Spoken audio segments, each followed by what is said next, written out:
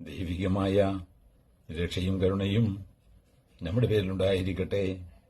വിശുദ്ധ ഖുർആൻ സൂറത്തുൽ ബഖറ വചനം 68. ബിസ്മില്ലാഹിർ റഹ്മാനിർ റഹീം. قالوا ادع لنا ربك يبين لنا ما هي قال إنه يقول إنها بقرة لا فارض ولا بكر عوان بين ذلك فافعلوا ما تؤمرون. അവർ പറഞ്ഞു, താങ്കൾ താങ്കളുടെ റബ്ബിനോട് ഞങ്ങൾക്ക് വേണ്ടി പ്രാർത്ഥിക്കുക. അത് എന്തുതരം പശുവാണെന്ന് അവൻ ഞങ്ങൾക്ക് വിവരിച്ചു തരട്ടെ.